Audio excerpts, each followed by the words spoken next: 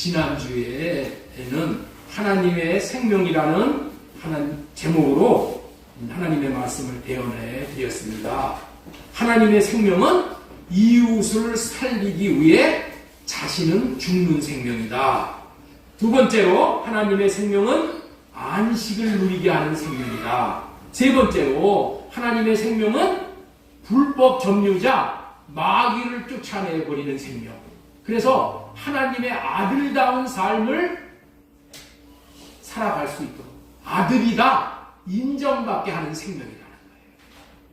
여러분들 우리가 왜 하나님의 아들답게 살지 못해요? 마귀의 역사 때문에 그러는 거예요. 마귀가 지금 육신의 생각을 쫓아가기 때문에 그러는 거예요.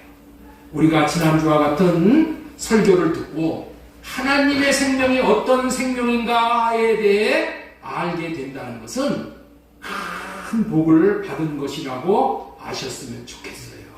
왜냐하면 우리는 아는 만큼 갈 수 있는 거야. 아는 만큼 순종하여 살 수 있고 아는 만큼만 받을 수 있기 때문에 하나님의 생명을 먼저 지식적으로 알게 해 주시는 거예요. 여기에는 저와 여러분들이 놀라운 하나님의 생명을 받고 하나님의 인격을 나타내며 하나님의 수준으로 살 수 있게 해주시기 위해서 이 땅으로부터 천국을 누리고 천국을 세워나가는 킹덤 빌더야. 빌더. 우리는 킹덤 빌더로서 사는 거야. 킹덤 빌더. 빌더가 뭐예요? 짓는 자, 세우는 자 아니에요. 킹덤 빌더. 천국을 세우는 자로 살게 하시려는 크신 뜻이 있기 때문인 거예요. 하나님의 관심은 오직 저와 여러분들이 하나님의 생명을 어때? 풍성히 얻고 생명을 누리도록 하시는 거야. 그래서 오늘은 하나님의 생명을 받은 자란 제목으로 말씀을 대언하도록 하겠습니다. 우리 한번 따라서 한번 하겠습니다. 하나님의 생명을 받은 자, 하나님의 생명을 받은 사람. 첫 번째로 전해드릴 말씀은 하나님의 관심은 오직 하나님의 생명을 받게 하시는 거예요. 우리가. 이게 하나님의 관심이야. 우리는 어떻게 돼요? 우리의 관심은 어디 있어? 돈 버는 거야, 돈 버는 거. 예? 하나님의 관심은 뭐라고요? 우리가 하나님의 생명을 받게 하는 거야. 요한복음 10장 10절에 보면은 내가 온 것은 양으로 생명을 얻게 하고 더 풍성히 얻게 하는 것이다. 이렇게 말씀을 하고 계셔요. 하나님의 양들인 우리들을 하나님의 생명을 얻게 하시기 위해 자신은 죽으시는 선한 목자로 오신 거예요. 요한복음 10장 11절 보겠습니다. 나는 선한 목자라. 선한 목자는 양들을 위하여 목숨을 버리거니와. 생명을 얻게 하기 위해서 선한 목자로 오셔서 우리를 위해서 목숨을 버리셨다는 거예요. 그렇다면 예수님은 왜 이와 같이 목숨을 버리는 희생을 하시는 것이냐는 거예요. 왜 이렇게 목숨을 버리는 희생까지 하시냐는 거예요. 왜 그렇다고요? 우리에게 하나님의 생명을 주시겠다고 하신 약속을 이루어 주시기 위해서 그렇게 하시는 거예요. 목숨을 버리시는 이유가 뭐라고요? 우리에게 약속을 하셨어. 무슨 약속을? 하나님의 생명을 너에게 주겠다. 이렇게 약속을 하셨는데 그 약속을 이루기 위해서 목숨을 버리셨다는 거야. 요한일서 2장 25절 우리 같이 읽겠습니다. 시작. 그가 우리에게 약속하신 것이 영원한 생명이라. 그렇다면은 하나님은 전능하신 분이시잖아요. 그렇다면 하나님이 이 약속하신 생명을 그냥 주시면 되는 것이지 꼭 죽음으로 주셔야 하냐는 거야. 꼭 죽음으로 주셔야 한다는 거야. 맞아요. 죽음으로 주셔야 하는 거야. 하나님의 생명은 꼭 죽음으로 받는 생명이야. 그것이 비밀이고 그것이 신비스러운 일인 거예요. 그렇기 때문에 죽어본 적이 없는 사람은 하나님의 생명을 받아본 적이 없는 거야. 근데 이거를 명심해야 돼. 그래서 우리는 예수님과 함께 죽고 땅에서 사는 거예요. 오늘날은 하나님의 생명을 죽지 않고 그냥 거저로 받으려고 하는 시대야.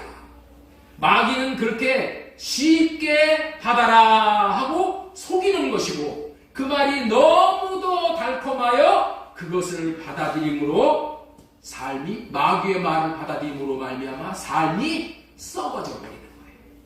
하나님의 생명은 어떤 어려움이 와도 삶이 썩어져 버리지 않는 영원한 생명인 거예요. 하나님은 우리가 오직 하나님의 생명을 받는 일에 관심을 갖고 계시고 오직 이 일만 하시는 분이셔요. 하나님의 열심은 이 생명을 받는 일을 저와 여러분들에게 반드시 이루시고 또 이루시는 분이셔요. 하나님의 뜻이 이와 같을진데 그렇다면 하나님이 보내신 사자 종이라면 이 목사가 여러분들에게 무엇을 도와드려야 할 것이냐는 거예요. 무엇을 여러분들에게 도와드려야 돼? 당연히 하나님의 생명을 받는 일을 도와드려야 하겠죠? 이것보다도 더 중요한 일이 이 세상에 어디 있겠어요? 네? 하나님의 생명을 받는 것보다도 더 중요한 일이 어디 있겠어? 특별히 예수님을 믿으면은 생명을 받는다고 여기고 여전히 자기가 주인 되어졌어. 자기 마음대로 살면서 그렇게 삶으로 인해서 지옥을 누리고 살고 있어. 현실의 지옥을 누리고 살고 있으면서도 왜 그런지를 모르고 사는 시대에는 더욱 하나님의 생명을 받도록 도와주어야 하지 않겠느냐는 거예요. 그래서 하나님의 생명을 반복적으로 설교하며 하나님의 생명은 어떠한 생명인지를 분명하게 알 수 있도록 구별해 드리는 거예요. 여러분들에게 단반지를 하나씩들 차여 드리는 거예요. 단반지. 반지도 단반지가 있어. 그게 무슨 반지냐면은 단순, 반복, 지속. 하나님의 말씀은 어떻게 들어야 되냐면 단순하게, 반복적으로, 지속적으로 들어야 돼요. 이 진리 말씀을 어떻게 해야 돼요? 단순하게 받아들여야 돼요. 받아들이고, 그 다음에 반복적으로. 그래야 내게 돼. 제가 일평생을 신앙생활을 했으면서도 설교를 어마어마하게 들었죠. 그런데 생각나는 게 별로 없어. 왜 그래? 너무 많이 들었어. 그래서 한 가지라도 제대로 들어야 돼. 뭐에 대해서? 생명에 대해서, 진리에 대해서. 그래서 이것만 계속 반복하는 거야. 하나님께서 우리에게 생명을 주시겠다는 이 말씀만 반복하는 거예요. 그래서 하나님의 생명을 반복적으로 설교하며 하나님의 생명은 어떤 생명인지를 분명히 알 수 있도록 구별해 드리는 거예요. 지난주에 하나님의 생명을 받으면 이웃을 살리기 위해 자신은 죽는 삶을 사는 것이다라고 전했어요. 그 대표적인 삶이 여러분들이 잘 아시는 손양원 목사님의 삶인 거예요. 손양원 목사님은 자신의 아들을 둘이나 죽인 원수인 공상당원인 자를 감옥에서 석방을 시켰을 뿐만이 아니라 그것도 모자라 후에는 자기 양아들로 삼아서 예수님의 사랑으로 그 원수를 키웠어요. 그 헌신에 감격한 양아들이 마침내 또 목사가 되었어. 목사가 되어. 그래서 손양원 목사님의 뒤를 이어 사랑의 사도의 삶을 살 수 있게 되었던 거예요. 맞습니다. 하나님의 생명을 받은 사람은, 다시 말해서 하나님의 이름을 받은 사람은 이와 같은 삶을 살 수가 있는 것이에요. 여러분들은 한 주간 자신이 하나님의 생명을 받았는지 아직인지를 진단해 보셨습니까? 설교를 들으시고 옆 사람에게 한번 질문해 보세요. 하나님의 생명을 받았습니까? 아직입니까? 물어보세요. 하나님의 생명을 받았습니까? 아직입니까? 답을 해보셔야 돼요. 분명히 답을 할 수가 있어야 하는 거예요. 호인아, 어떻게 답을 해야 된다고? 분명히 답을 할 수 있어야 되는 거야. 확실치 않은, 지난주에 설교를 듣고 나서 여러분들, 아이고, 난 하나님의 생명을 못 받았나 보다. 이렇게 생각하시는 분이 많으실 거예요. 그게 헷갈릴 거예요. 확실치 않으신 분들에게 제가 답을 대신해 드리겠습니다. 여러분들은 이미 죄사함을 받았고 하나님의 생명을 받았습니다. 그런데 아직인 거예요.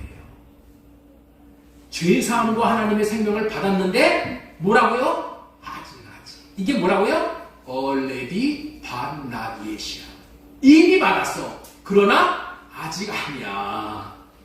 지금까지는 하나님의 관심은 오직 하나님의 생명을 받게 하는 것이다 라는 말씀을 전해드렸고, 두 번째 대지로 전해드릴 말씀은 두 번째, 씨 생명과 완전히 성장하여 거듭난 생명이란 제목으로 말씀을 전해드리겠습니다. 여러분들은 이미 죄사함을 받았고 하나님의 생명도 받았습니다. 그런데 아직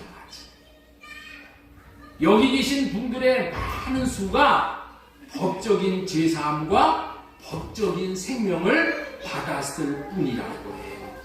이 말이 무슨 말이냐? 천국을 누리는 죄사함과 천국을 누리는 하나님의 생명은 아직 못 받았다, 그런 의미의 말이에요. 누구든지 예수 그리스도를 새 언약을 이루어 주시기 위해 오신 분이라는 것을 믿는 사람은 죄사함과 하나님의 생명을 받은 거예요. 왜냐하면은 새 언약은 하나님의 생명을 주시겠다는 언약이야. 그런데 저와 여러분들은 새 언약을 믿음으로 법적인 생명을 이미 다 받은 거야. 이유는 새 언약을 믿는 사람들은 하나님의 생명을 받는다고 약속이 되어 있기 때문에 그런 거야. 그런데 그 생명은 이미이나 아직 상태인 생명이라는 거예요. 이거 잘 구별하셔야 돼요, 여러분들. 잘 구별하셔야 돼요. 이거를 모르는 사람이 부지기수야. 대부분이야, 대부분. 지금부터 이유를 말씀드리겠습니다. 새 언약을 이루기 위해서 오신, 우리에게 이루어 주시기 위해서 오신 예수님은 주는 그리스도시요 하나님의 아들이라고 고백하시는 분이 받은 생명은 천국의 씨 생명을 받은 거야. 씨 생명을 받은 거예요. 새 언약을 믿는 사람들, 주는 그리스도시요 살아계신 하나님의 아들이라고 고백하는 사람들은 무슨 생명을 받은 거라고요? 씨 생명을 받은 거야. 씨 생명. 그런데 아직이라고 말하는 것은 이 씨 생명은 천국을 현실에서, 내가 처한 현실에서, 내가 처한 환경 가운데서 천국을 누리지 못하는 생명이야. 예? 왜냐하면 천국을 받되 완성된 천국 생명을 받은 것이 아니라 천국의 씨 생명을 받았기 때문인 거예요. 여기서 오해하시면 안 되는 것은 이 씨 생명은 불완전한 생명이다, 그런 뜻이 아니에요. 완전한 생명이야.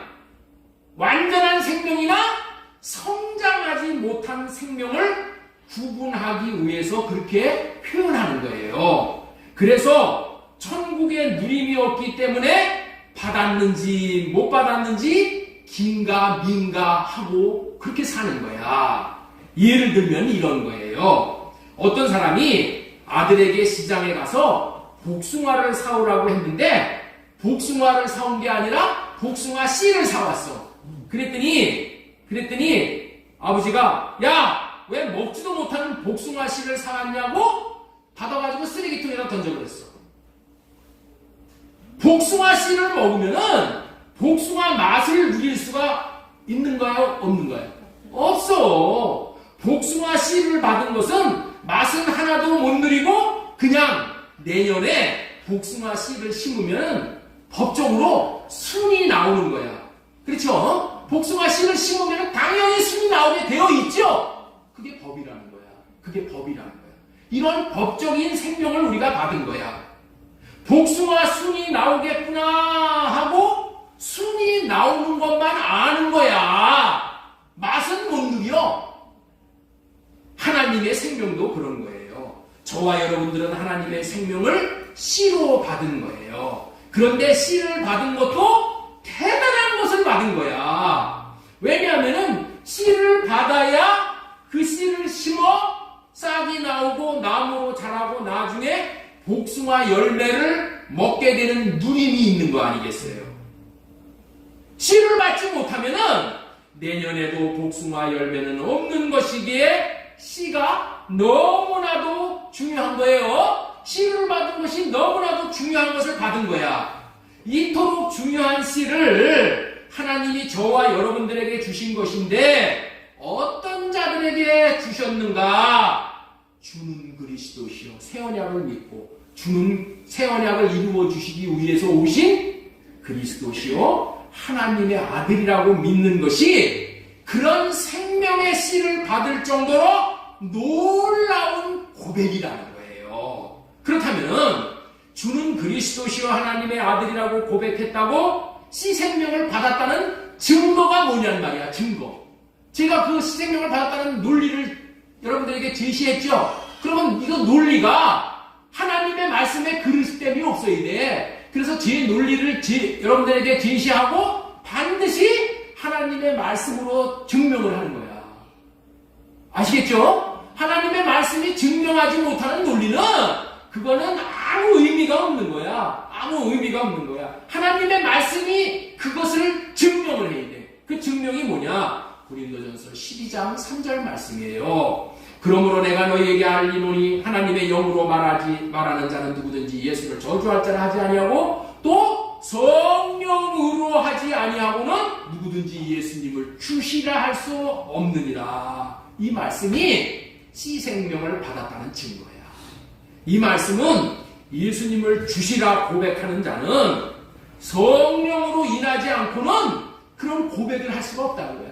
예수님이 나의 주님이시다 이렇게 고백했다는 것은 성령이 역사를 해주셨다는 거야. 성령이 도와주셔서 그런 신앙 고백까지 했다는 거예요. 이 고백을 성령이 도와주셨다는 이 말씀을 잘 알아야 돼요. 성령이 역사를 내가 받아들인 거야. 받아들인 거야.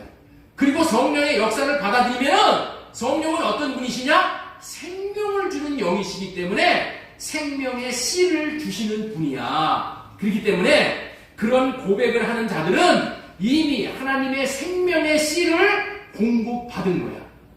아시겠죠? 내가 주는 그리스도시와 살아계신 하나님의 아들이라고 내 마음으로 확실하게 믿는다면 고백할 수 있다면 그거 뭐라고요?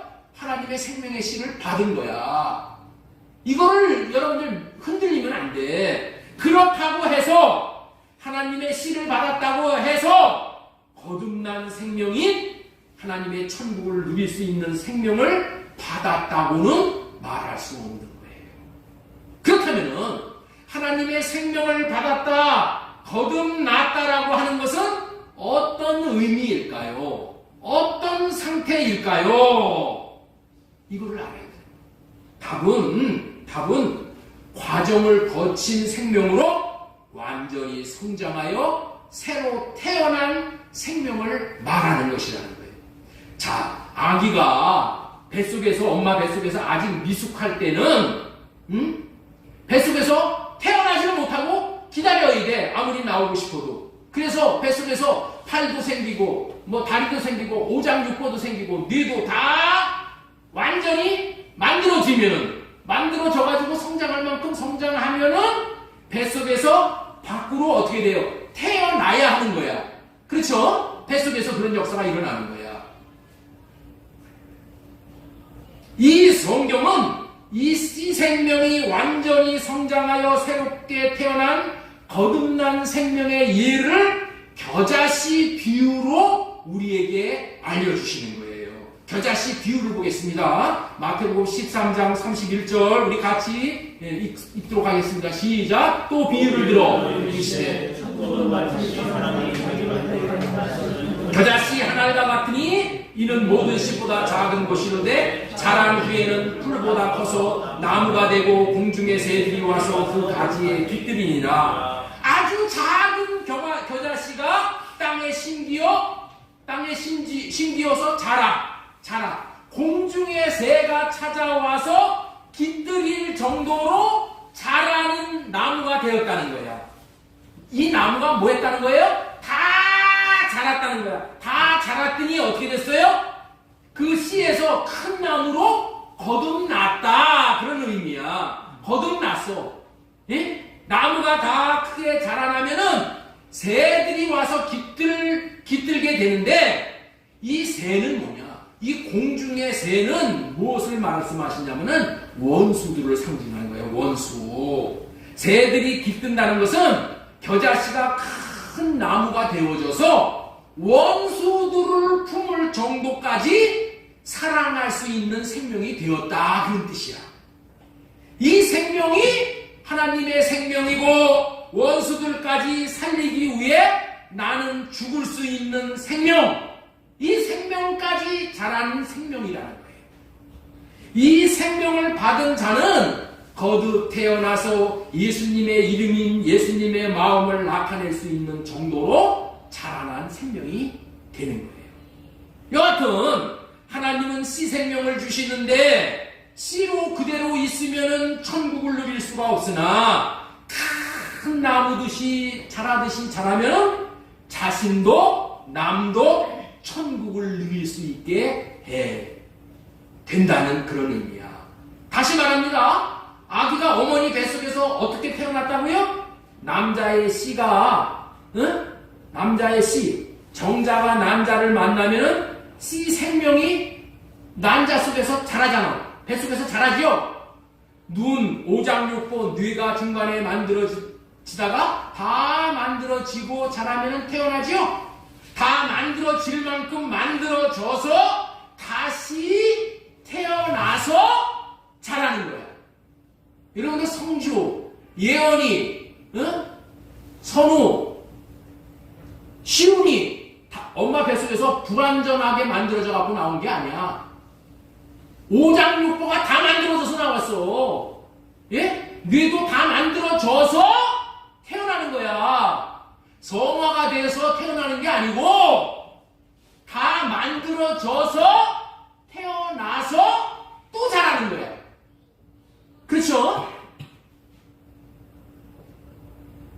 이 세상에서 이렇게 다 만들어서 태어나면은 이 세상에서 나와서 누릴 것을 다 누리는 거야. 다 누리는 거야.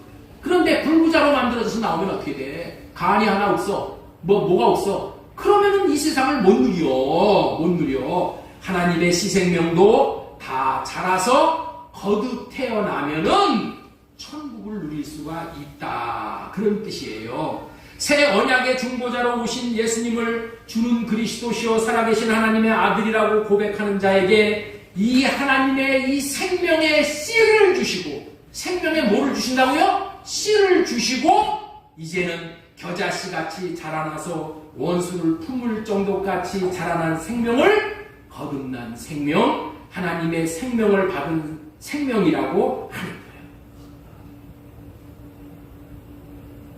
잘 이해하시면 돼. 그냥 나 예수 믿었으니까 이 박수 이렇게 쳐주면서 당신 하나님의 자녀 됐어, 이런다고 되는 게 아니야. 이게 아니요. 하나님은 하나님의 생명을 씨로 주시기 때문에 땅에서 반드시 이가 씨가 죽어야 돼. 죽어야지 싹이 나는 거예요. 땅에서 죽고 싹이 나고 자라나야지 열매를 맺을 수가 있다는 거예요. 그래서 열매가 되어져서 열매로 천국을 누리는 것이지 씨는 누림이 없는 거예요. 그래서 요한일서 2장 6절, 그의 안에 산다고 하는 자는 그가 행하시는 대로 자기도 행할지. 그 안에 사는 게 뭐예요? 이게 구원받은 거예요.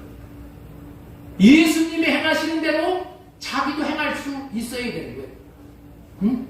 우리는 예수님과 같은 삶인 이웃을 위해 나는 죽을 수 있는 삶을 살 수 있어야 예수님의 생명인 천국 생명을 받았다고 여길 수가 있는 거예요.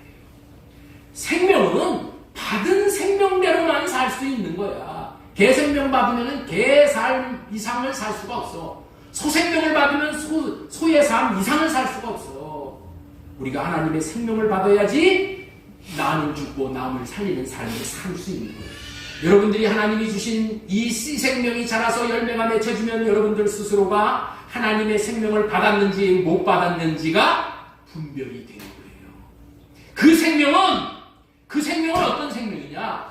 죄사함을 받은, 죄사함에 대한 감격이 있는 생명이야. 응? 내가 받은 죄사함이 얼마나 귀한 것인지 감격이 있다니까. 죄사함을 받았다고 하면서도 이 죄사함의 은혜가, 이 칭의의 은혜가 얼마나 대단한 것인지 이 감격이 없어. 왜? 생명이 아직 자라지 못했기 때문에. 죄사함에 감격이 있는 생명이고 원수까지 사랑하는 생명이고 안식을 누릴 수 있는 생명이기 때문에 그렇다는 거예요. 자, 이 씨 생명과 이 완전히 성장한 거듭난 생명에 대해서 지금 말씀을 드리는데 이 두 가지 이거를 알게 해주시는 것이 겨자씨 비유하고 그 다음에 뭐냐? 성전 짓는 비유예요. 이 원리를 동일하게 말씀하시는 진리가 성전 짓는 비유예요. 마태복음 16장 13절 이하에 보면은 빌립보 가이사랴 지방에서 예수님이 제자들에게 너희들은 나를 누구라고 여기느냐고 질문하셨을 때 베드로가 주는 그리스도시요 살아계신 하나님의 아들이라고 고백을 했어요. 베드로가 주는 그리스도시요 16절 주는 그리스도시요 살아계신 하나님의 아들이라고 고백을 하자, 그렇게 고백을 하자 예수님께서 시몬아 다음번에 띄워주세요. 네가 복이 있도다. 17절 이렇게 말씀. 네가 복이 있도다. 그렇게 말씀하셨어요. 그런 고백은 하나님이 알려주시지 않으면 알 수 없는 일이기 때문에 그렇다는 거야. 이 고백은 누가 알려주시지 않으면 성령으로 인하지 않고는 이런 고백을 할 수가 없다는 거야. 아까 말씀드렸죠? 그렇기 때문에 이게 복인 거야. 응? 복인. 여러분들에게 복이 무엇인 줄 아십니까? 돈 많이 버는 게 복이 아닙니다. 여러분들 무슨 대단한 감투 쓰는 거, 국회의원 되고 대통령 되는 게 복이 아니라 예수 그리스도가 새 언약을 이루어 주시기 위해서 오신 주님이시고 그리스도시고 하나님의 아들인 줄을 성령 하나님이 알려주셔서 그 사실을 아는 자가 복이 있는 자예요. 네? 그래서 여러분들 옆에 있는 분에게 축복하세요. 당신은 복이 있는 자입니다. 당신은 복이 있는 자입니다. 예배를 통해서 설교를 듣는다는 것은 이렇게 말씀의 의미를 깨달아 알게 해 주시기 때문에 복이 되는 거예요. 그러나 이 복이 여기서 그치면 안 되는 거야. 정말 복 중에 복을 받아야 하는 거예요. 그렇다면은 그 복 중에 복이 무엇일까요? 복 중에 복이 무엇이냐고요? 자신이 교회로 세워지는 거야. 자신이 성전으로 세워져서 천국 열쇠인 예수님의 이름을 받는 거야. 자, 19절. 내가 천국 열쇠를 네게 주리니 네가 땅에서 무엇이든지 매면 하늘에서도 매일 것이고 네가 땅에서 풀면 하늘에서도 풀리리라. 베드로가 주는 그리스도시요 하나님의 아들이라고 하니 예수님이 바요나 시몬이란 말씀이 뭐냐? 여기 보세요. 시몬아 네가 복이 있도다 이렇게 했는데 시몬이라는 말이 뜻이 뭐냐면은 그냥 흔한 돌이라는 거야. 돌 한마디도 어디다가도 쓸데없는 그냥 짱돌이야. 짱돌 얘기 들어보셨어요 여러분들? 사람 그냥 던져가지고 이마 깨지게 하는 그런 데나 쓰는 돌이 짱돌이야. 예? 그런 의미란 말이야. 이게 시몬이라는 이름의 뜻이야. 그런데 이 시몬이라는 이름을 예수님이 베드로라고 이름을 바꿔주시는 거예요. 베드로라는 이름은 뭐냐면은 반석이다, 큰 바위다, 그렇게 불러주시는 거예요. 다시 말해서 새 언약을 이루어 주시기 위해서 오신 예수님을 주는 그리스도시요 살아계신 하나님의 아들이라고 부린 것이 성전을 짓는 반석을 맡게 되었다는 거야. 반석. 아까는 뭐라고 그랬어요? 씨를 뿌리는 비유에서는 주는 그리스도시요 살아계신 하나님의 아들이라고 부르는 것이 생명을 주는 씨를 받는 거라고 그랬죠? 생명을 주는 씨를 받는 것이지 거듭난 생명을 받은 것이 아니라고 했잖아요. 마찬가지로 주는 그리스도시요 하나님의 아들이라고 신앙을 고백하는 것이 성전을 받은 것이 아니고 뭐를 받은 거예요? 성전 짓는 터를 받았다. 그런 뜻이에요. 뭘 받았다고요? 주는 그리스도시요 살아계신 하나님의 아들이라고 고백하는 것이 성전 받은 게 아니야. 성전을 받았으면 즉시 이름이 들어오지. 그게 성전 받은 게 아니라니까. 뭐 받은 거예요? 성전 짓는 터만 받은 거야. 성전 짓는 터. 그런 의미가 18절 중간 부분에 보면 중간에 18절 내가 네게 이르노니 너는 베드로다. 내가 이 반석 위에 내 교회를 세우리니. 교회가 교회를 이 반석 위에 신앙 고백 위에 세운다는 거야. 이 터 위에. 교회가 무엇이에요? 교회가 하나님이 거하시는 집인 성전이 교회잖아요. 예수님은 이 땅에 왜 오셨어요? 오직 한 가지 이유로 오신 거예요. 그것은 교회를 세워서 저와 여러분들에게 하나님의 생명을 주시기 위해서 오신 거야. 예수님은 오셔서 교회 세우는 일 외에는 안 하셨다니까. 예수님은 그런 생명을 주시기 위해서 교회를 세워서 생명을 주는 거예요. 일 중에 최고로 중요한 일인 주는 그리스도시요 하나님의 아들이라고 그래서 예수님이 오셔서 가르치는 거예요. 이거를 가르쳐야지, 이 고백이 있어야지 성전 짓는 터를 받아가지고 성전 짓는 터 위에 성전을 짓게 되기 때문에 그러는 거예요. 그런데도 복스럽게도 여러분들은 주는 그리스도라고 다 알고 있고 신앙 고백을 하는 분들이시잖아요. 오늘도 사도신경을 통해서 주는 그리스도시여 살아계신 하나님의 아들이라고 고백을 했잖아요. 그렇다면은 그 고백을 함으로 영원한 생명을 얻고 거듭났냐는 거예요. 거듭났어요? 거듭나지 못했어요? 거듭난 게 아니야. 그냥 성전 짓는 터만 받은 거야. 영원한 생명인 하나님의 이름은 교회를 다 지어야지 받는 거야. 성전을 다 지어야지 이름을 받는 거야. 시몬이 이 고백을 통해서 베드로라는 이름을 받았어요. 다시 말해서 성전 짓는 터를 받았는데 터를 받은 것이 하나님의 생명을 받은 것이 아니라는 것을 확실하게 알아야 되는 거예요. 무슨 생명? 아까로 말하면 희생명 받은 것뿐이야. 터 받았다는 얘기는 희생명 받은 거나 마찬가지야. 네? 터를 받고 나서 뭐 해야 되는 거예요? 터를 받았다면은 성전 짓는 거예요. 성전을 아직 안 주면은 생명 못 받았어. 만약에 베드로가 하나님의 생명을 받았다면은, 네? 하나님의 생명을 받았다면은 베드로는 예수님이 잡히시던 날에 예수님을 살리기 위해서 자신은 죽는 길을 걸었을 거야. 그런데 예수님이 잡혀 들어가시는데 뭐야? 베드로 자기 살라고 기집종이 무서워가지고 3번이나 부인하잖아. 저 살라고.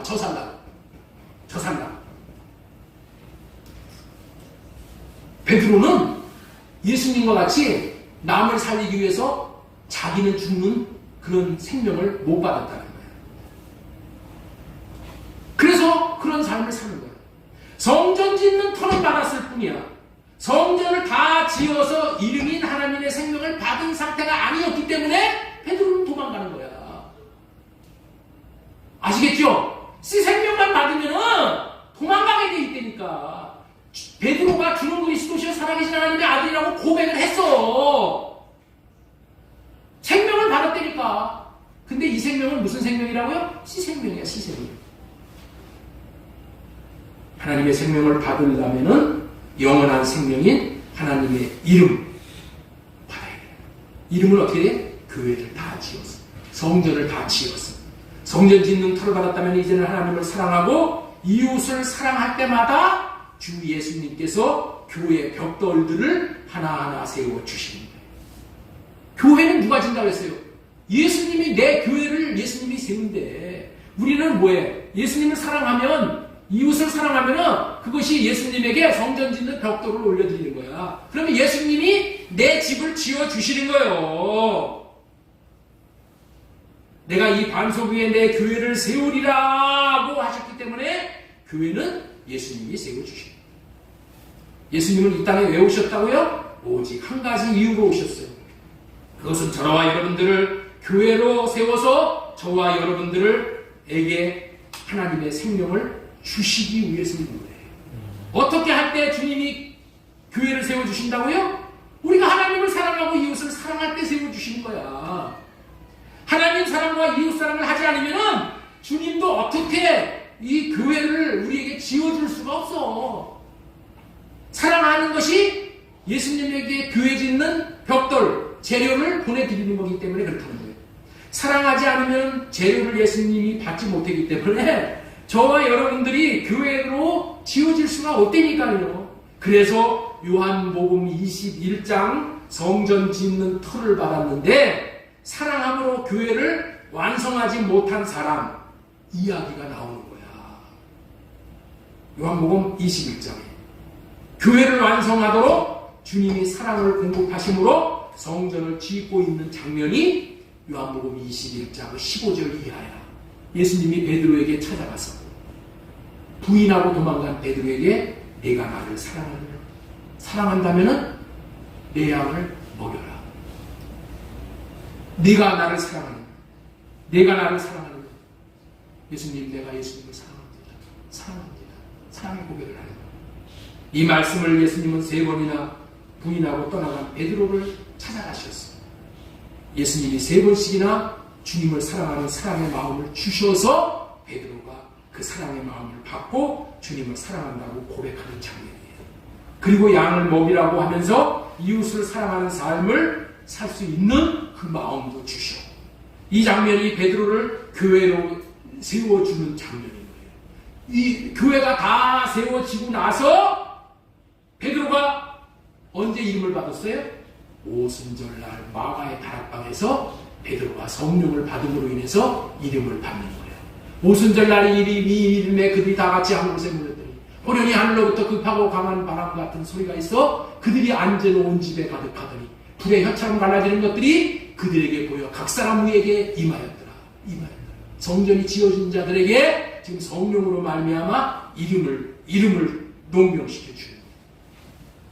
베드로가 이 이름을 받는 것이 이제는 이웃을 살리기 위해 자신을 죽는 하나님의 생명을 받는 장면이야. 그리고 이런 이름을 받은 베드로가 마침내 이제 어떻게 돼요? 로마로 들어가서 예수님을 증거하다가 예수님의 이름을 살리기 위해서 자신을 십자가에 거꾸로 못 박혀 죽는 생명으로 생을 마무리할 수 있게 되는 거예요. 저와 여러분들은 새 언약을 이루어 주시기 위해 오신 예수님을 주는 그리스도시요 살아계신 하나님의 아들이라고 고백하며 죄사함과 생명의 씨를 받고 성전을 짓는 터를 받은 자들이에요. 터까지 다 받았어요. 터를 받았다니까. 옆에 있는 분에게 축복합니다. 당신 성전 짓는 터는 받았습니다.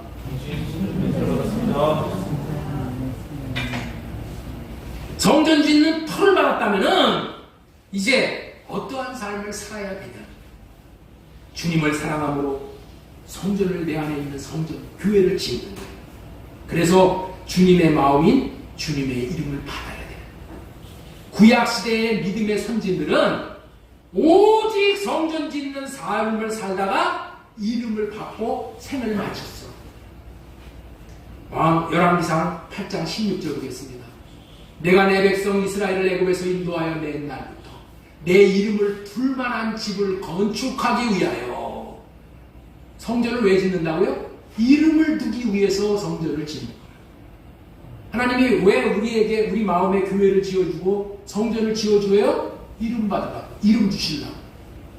하나님은 이름을 주고 싶어 하셔. 그런데 이름은 아무데나 주는 게 아니니까. 하나님의 생명은 여러분들 있죠? 아무데나 주는 게 아니야. 시궁창 같은 이 마음판에다가 이름을 주시겠어요? 아무데나 주는 게 아니야. 아무데나. 어디다가 하나님의 이름을 두신다고요? 성전으로 지어졌을 때, 성전으로 지어졌을 때 성전은 거룩한 곳이잖아요. 그렇기 때문에 이 말씀대로 우리도 주님의 이름, 하나님의 생명을 받기 위해서는 성전을 지어서 완성해야 하는 거예요. 구약시대 백성들은 오직 성전 짓고 이름 받고 구원받고 갔어. 신약시대는 그럼 예외예요? 신약시대도 마찬가지야. 성전 짓는 거예요. 네? 근데 성전을 나로 못 짓기 때문에 우리는 어떻게 돼요? 새 언약의 중보자들이 예수 그리스도로 말미암아 짓는 거예요. 예수님이 주시는 마음으로 짓는 거예요. 그렇기 때문에 초림으로 오신 것은 성전을 지을 수 있는 성전터를 주시기 위해서 오셨다는 거예요. 이제 성령께서 오신, 성령 안에서 오신 예수님은 이름을 주러 오신 거예요. 우리에게 이름을 주러 성령이 오시는 거예요. 이름을 받아야 하나님의 마음으로 하나님을 사랑하고 이웃을 넉넉히 사랑할 수 있게 되어지는 거예요. 이렇게 이름 받는 비결을 알았다면 우리는 이름 받는 일에 우리의 온 마음을 들여야 할 것입니다. 그러기 위해서는 우리의 일상이 하나님 사랑, 이웃 사랑하는 삶을 살아야 하는 거예요. 성경에는 왜 이렇게 하나님 사랑, 이웃 사랑을 하라고 하는 말이 많은가? 많을 수밖에 없어. 성전 지으라고 그렇게 말한 거예요. 명령까지 하면서 사랑하라고 그러잖아요. 왜 사랑해? 그거 사랑해서 성전 지으라는 거예요. 성전 짓는 거예요. 이렇게 하나님께서 우리에게 생명을 주시겠다는 언약이 할례 언약이에요. 우리 할례 언약 한번 신명기 30장 6절 보겠습니다. 네 하나님 여호와께서 네 마음과 네 자손의 마음에 할례를 베푸사 너로 마음을 다하며 뜻을 다하여 네 하나님 여호와를 사랑하게 하사. 새 언약은 뭐예요? 할례 언약은 사랑하지 못하는 내가 하나님을 사랑할 수 있게 해주시겠다는 언약이에요. 어떤 자에게 육신의 생각을 할례받는 자에게, 육신의 생각을 처리하는 자에게 사랑하게 하사 성전을 지어서 생명을 얻게 하실 것이며, 사랑함으로 성전 지어서 다 성전이 지어져서 이름을 우리 마음에 주신다는 것. 그것이 뭐야? 생명을 얻는 거예요. 자, 에레미야 31장 33절에도 똑같은 말이에요. 그러나 그날 후에 내가 이스라엘 집과 맺을 언약을 이루하니 곧 내가 나의 법을 그들의 속에 두며. 나의 법이 뭐예요? 하나님 사랑, 이웃 사랑이 법이야. 네? 그 법을 내 마음에다가 써준다는 거예요. 마음에 기록하여서 하나님 사랑, 이웃 사랑을 함으로 인해서 우리는 하나님의 백성이 돼요. 하나님의 백성이 됐다는 얘기는 뭐야? 하나님의 생명을 받았다. 그런 의미죠. 그렇죠? 하나님의 생명을 받아야지 하나님의 백성이 되는 거예요. 그 생명을 받는 언약이, 생명을 주시겠다는 언약은 이 할례 언약, 이 새 언약 외에는 없어. 네? 새 언약 외에는, 두 번째 언약 외에는 생명을 주시겠다는 언약이 성경에 없다니까. 다시 말해서 뭐예요? 성전 짓지 않으면 생명 없다는 얘기야. 자, 우리 요한복음 1장 12절 보겠습니다. 요한복음 1장 12절. 영접하는 자, 곧 그 이름을 믿는 자들에게. 예수 그리스도를 영접하기 위해서는 영접할 성전이 먼저 지어져야지 영접이 되는 거야. 누가 사형리 가지고 이렇게 복음을 전하면 예수 믿어. 나 예수 믿을게. 영접했다고 여러분들 있죠? 생명 없는 거 아니에요. 그 영접한 거 아니에요. 그런 사람이 나는 죽고 이웃을 살리기 위해서 내가 죽는 사람을 살 수 있어요?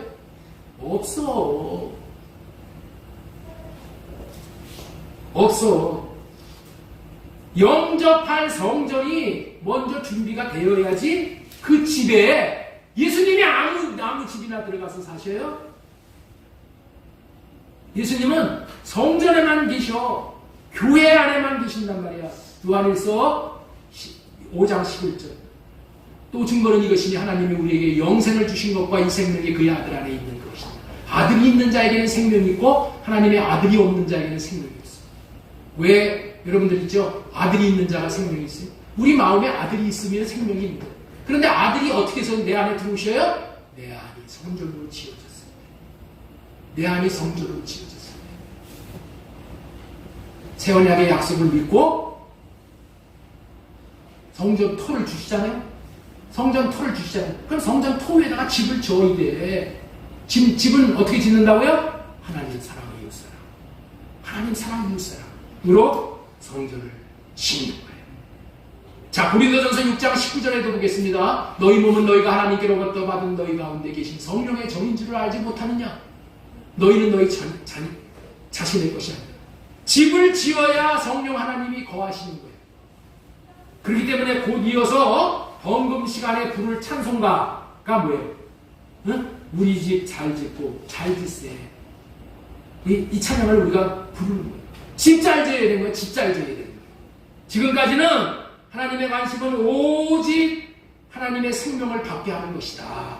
두 번째, 씨 생명과 완전히 성장한 거듭난 생명이 무엇인가를 분별해 드렸습니다. 마지막으로 새 계명으로 사랑함으로 성전을 짓는 법이다. 자, 성전을 지어야 하는데 성전을 짓는 유일한 방법이 하나님 사랑, 이웃 사랑이라고 전해드렸죠?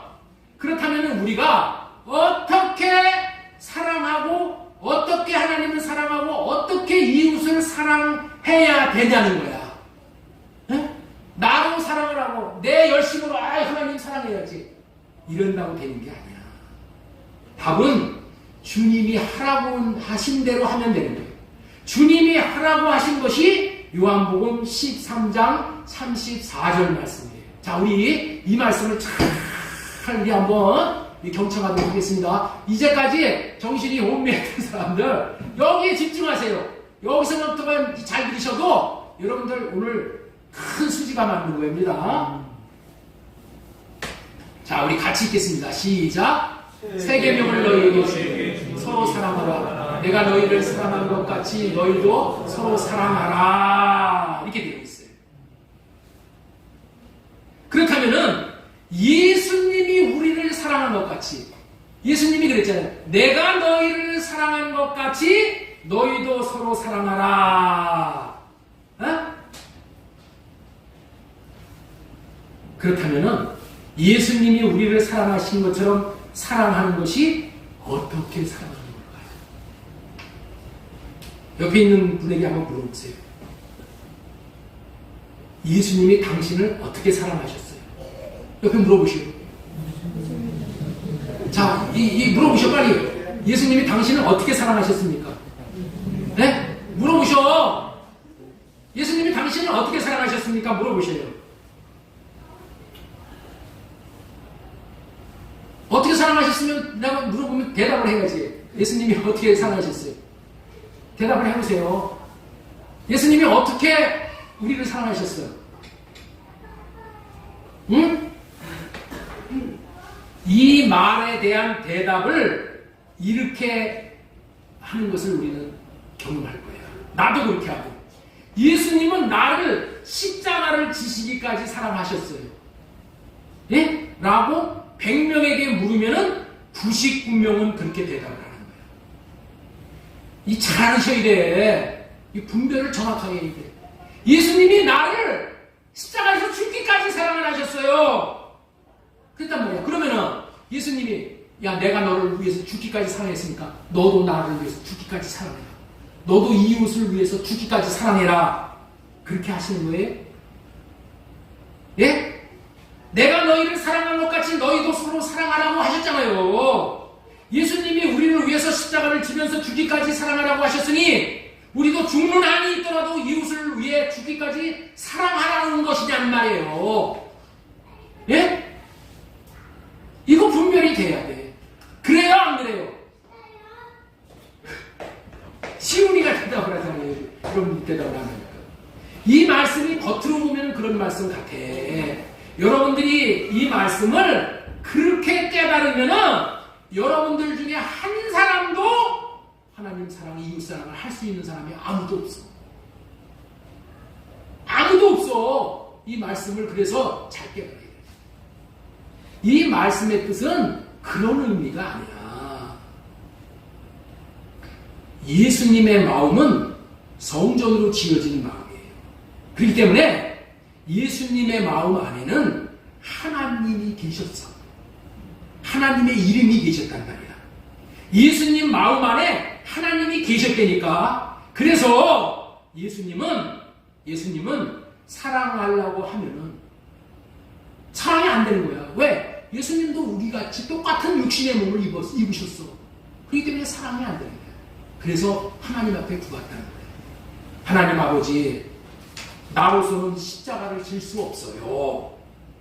나는 십자가를 지고 죽는 것이 정말로 두려워요. 자꾸 이 잔을 내게서 옮겨가기를 바라는 마음이에요. 이런 생각만 올라와요. 그럼에도 불구하고 십자가를 짐으로 죄인들을 구원하려는 것이 하나님의 뜻이고 하나님의 마음이라면은, 하나님의 생각과 마음이면은 나로서는 할 수 없으나 십자가를 질 수 있는 사랑의 마음을 하나님이 주세요. 이렇게 기도하여 그 사랑의 마음을 받아서 십자가를 지셨다는 거야. 네? 그 사랑의 마음을 받아서 원수인 우리를 사랑하셨다는 거야. 그러니 너희들도 나에게 너무 네 육신의 생명으로는 사랑할 수 없으니까 사랑할 수 있는 마음을 네 안에 계신 예수님에게 구해서 사랑하는 마음을 받아서 그 받은 마음으로 사랑하라, 그런 의미야. 하나님, 나로서는 하나님 자리를 차지하고 하나님처럼 되려고 선악과를 따먹은 저 원수 같은 아담의 자식들, 저 독사의 자식들을 나는 사랑할 수 없어요. 내 육신의 생각은 사랑할 수 없으니 내 육신의 생각은 할례에 없애주시고 내 안에 계신 하나님께서 사랑할 수 있는 마음을 주세요 라고 구했더니 하나님이 그 마음을 예수님에게 주셔서 그 예수님은 그 마음을 받아서 십자가를 지실 수 있었다는 거예요.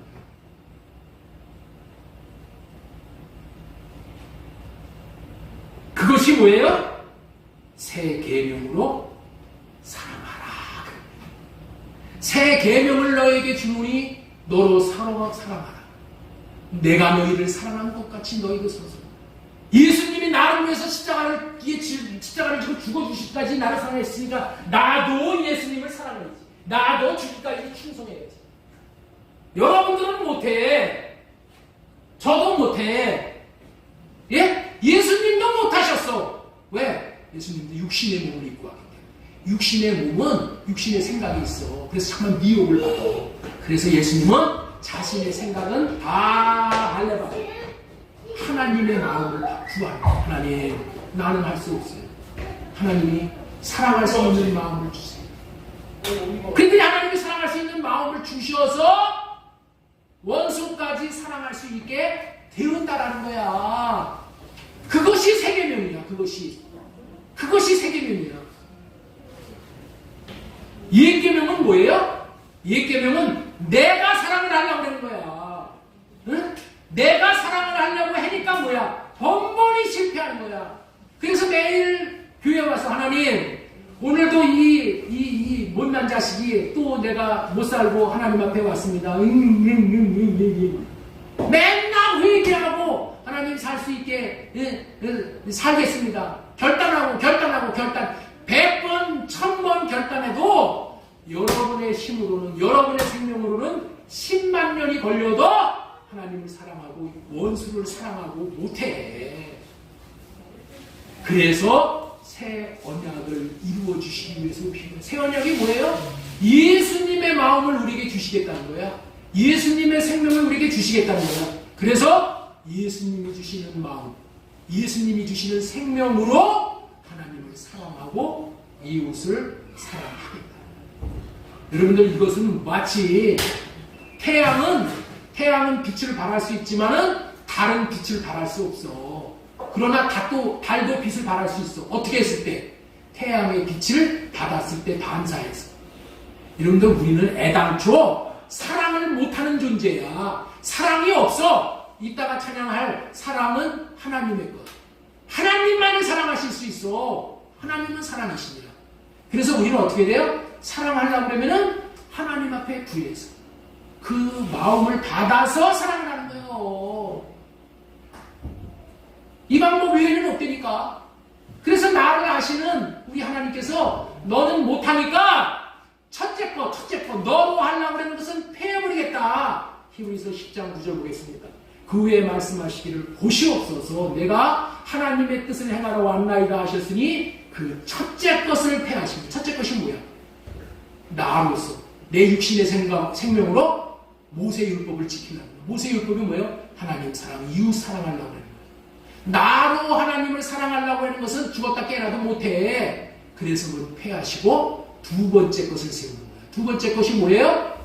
주님이 주시는 마음을 받아서 그 마음으로 사랑을 하는 거예요. 이거를 세우러 오신 거야. 이거를 세우러 오신 거예요. 이거를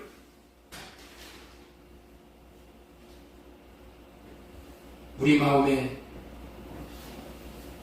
예수 그리스도를 모시지 않으면 이런 마음을 받을 수가 없어. 그래서 먼저 어떻게 돼요? 성전 짓고 우리 마음에 예수님의 이름을 받아서 그 이름이 뭐예요? 예수님의 마음이야.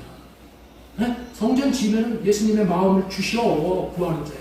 그 주시는 그 마음을 받아서 그냥 흘러보내기만 하면 되는 거예요. 흘러보내기만.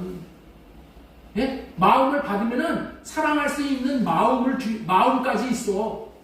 행할 수 있는 마음, 순종할 수 있는 마음까지 주셔서 순종하라고 하는 거예요. 그러니까 순종이 되어지는 거예요. 초등학 때는 순종이 안 돼. 그래서 바리새인들, 사두개인들 순종을 얼마나 하고 싶었어. 그런데 순종이 안 되니까 뭐라고 그랬어요? 외식하는 자들, 독사의 자식들이라고 그러는 거야. 이러면 천연약으로 사는 사람들은 다 독사의 자식들이 되는 거예요. 왜? 아무리 하려고 해도 안 된다니까. 이게 천연약의 백성들이야. 그런데 둘째어냐, 예, 사는 백성들은 예수님에게 이 마음을 구하는 할례받고, 주님 내 생각은 이런 생각이 막 나와요. 이 생각 할례시켜 주시고 주님의 마음을 주세요. 그래서 주님의 마음을 받아서 그 마음만 나타내기만 하면 어떻게 돼요? 사랑이 되어지고 순종이 되어지고, 그럼으로 인해서 어떻게 돼요? 하나님의 영광이 나타나서 영광을 볼 수 있게 되어지고. 그래서 둘째 것으로 살게 하시기 위해서 예수님이 오셨어요. 세계명으로 살게 하시기 위해서 오셨어요. 이것이 내가 할 수 없는 것을 할 수 있게 되는 복음이야. 이게 천국 복음이야. 내 안에서 천국을 누릴 수 있는 복음이라는 것을 꼭 기억했으면 좋겠어요. 예, 잠깐만 제가 간증 한마디만 하고 끝내겠습니다. 조금 시간이 갔지만, 지난주에 제가 우리 지하 그 사무실 20년 이상을 이 손을 보지 않았기 때문에, 예, 너무 엉망이 되어서 이 마루판 교체를 하려고 다 뜯어내는 공사를 이렇게 하는 중이었어요. 제가 혼자 일을 하기가 너무나도 힘들어서, 예, 힘들었어요.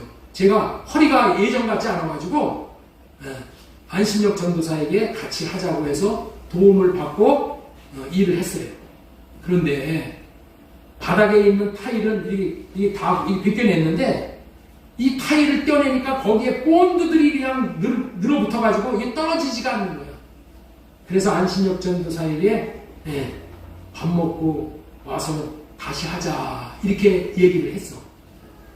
그랬더니 뭐라고 얘기를 하냐면은, 지금 들어가면은 다시 나오기가 힘드니 더 하고 끝내고 가겠다는 거예요. 그 소리를 듣자마자 내 육신의 생각이 올라오는 거야. 밥 안 먹고 하면은 얼마나 하겠냐. 응? 밥 먹고 와서 일을 해야지 제대로 하지. 응?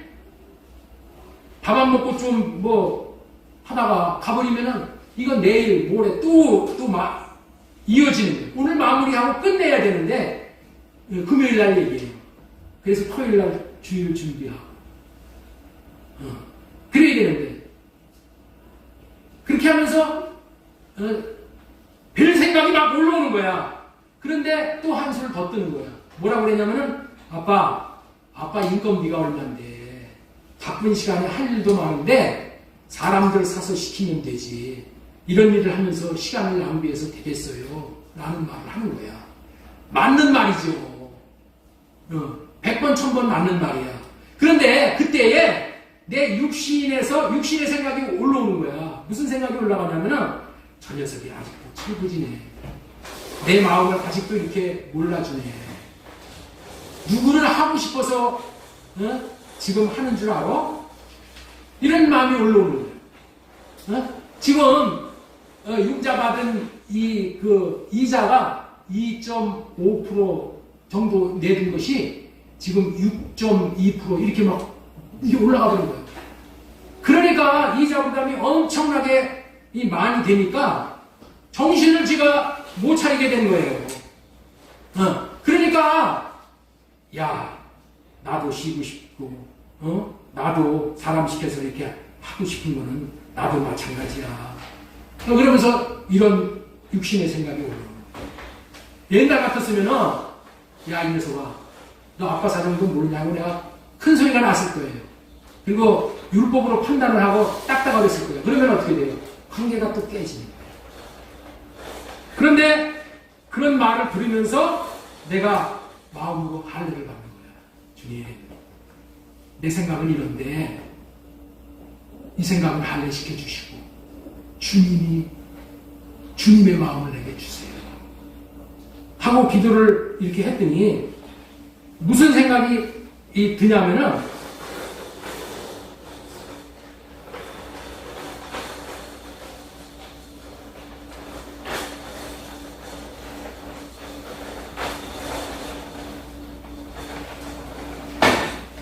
오늘 제가 이 프린트가 안 돼가지고 이렇게 컴퓨터로 해가지고 이렇게 보면서 이렇게 말씀을 전하다 보니까 좀 그래요. 제가 이런 상황에서 성령으로 이제 이게 제가 사는 삶을 여러분들에게 이게 좀 소개하려고 이 말씀을 드리는 거야. 어떤 의미에서는 이거 설교보다도 더 중요한 거예요. 이게 제 삶이니까. 제가 이 상황에서 이제 성령으로 호흡을 합니다. 성령을 초청을 하는 거예요. 성령님, 예? 아빠, 하나님, 보셨지요? 이런 말을 듣는데 내가 육신의 생각이 많이 올라와서 듣기가 힘드네요. 아빠, 나로 말하고 판단하고자 하는 내 육신의 생각은 할례시켜 주시고 주님의 마음을 주셔서 주님의 마음을 신역 전도사에게 나타낼 수 있게 해주세요. 이게 주님의 마음을 구하는 기도를 했어요. 그랬더니 즉시 주님께서 신역 전도사의 마음도 어려움 가운데 있다는 것을 저에게 알려주시는 거예요. 신역 전도사가 속으로 이제 이렇게 생각을 하겠다는 그 마음이 이게 올라오는 거예요. 아빠가 몸도 옛날 같지 않은데 일을 하고 싶은데 와서 도와주고 싶어 도와주는데 본인도 할 일이 태산같아요. 신학생이고 또 일부 예배 설교 준비도 해야 되고 학생도 챙겨야 되고 또 아들 소연이도 돌봐야 하고 참으로 말은 못하지만은 그 나름대로 어려움이 많이 있음에도 불구하고 아빠가 고생을 하면서 함께 하려고 했던 그 마음이 제게 읽혀지는 거예요. 그 마음을 하나님께서 나에게 깨닫게 해주시는 거예요. 그래서 맞다. 그런 마음도 있겠지. 내 생각과 내 마음을 내려놓고 그래 이제 그만하자 하고 정리하고 그래서 천천히 주님이 허락하시는 대로만 하자 하고 올라갔어요. 그래서 식사를 하고 집에 들어가서 주일 준비하고 이제 기도도 하고 설교도 준비하고 원고를 인쇄하려고 그랬는데 이 프린터가 말을 듣지를 않는 거야. 금요일날 저녁 때. 그래서 도저히 이거 주보를 출력시켜가지고 주일 준비를 해야 되는데 이게 안 돼요. 그래가지고 어쩔 수 없이 이 프린터를 산 용산 전자상가로 프린터를 싣고 달려 올라가가지고 고쳐갖고 내려왔어요. 내가 할례 받지 않고 내 육신의 생각과 마음으로 고집하며 지하실 일을 계속 그대로 했다면은 프린터가 고장난지도 모르고 예배가 제대로 준비가 되어졌는지도 모르고 그랬다면은 여러분들과 하나님 앞에 정말 제대로 섬길 수가 없었어요. 그렇지만은 내 육신의 생각을 하려고 주님이 주시는 마음을 구해서 주님의 마음을 나타냈더니 우리 신역전도사도 마음이 상하지 않고 가가지고 나름대로 자기가 할 거 하고 나도 정상 컨디션으로 하나님이 주시는 마음으로 이 일을 감당하고 그래서 다툼이 없이 분열이 없이 천국을 누리게 되어지는 거예요. 이게 바로 우리가 살아가야 될 삶인 거예요. 하나님은 천국을 그냥 위에서 입만 벌리면 떨어지게 주시는 게 아니에요. 하나님께서는 우리에게 할 수 있는 모든 자원을 다 주시고 주님의 마음을 주시고 주님의 생명을 다 주시고 내가 이렇게 주었으니 네가 이제 살아봐라 하고 발을 내밀면 어떻게 돼요? 하나님께서 또 두 번째 발을 내밀 수 있도록 또 마음을 주셔. 또 내리시고 또 나. 한 걸음 갈 수 있게 하셔서 우리는 천국까지 도달하게 될 줄로 믿습니다. 우리 하나님 너무나도 좋으신 하나님이에요. 우리에게 이와 같은 천국을 주시기 위해서 하나님이 마음을 주시고 생명을 주셔서 우리는 그 길을 넉넉히 저와 여러분들이 함께 천국을 누리면서 살아가게 하시는 분이라는 것을 믿고 우리 하나님 앞에 찬양과 영광을 올려드립니다.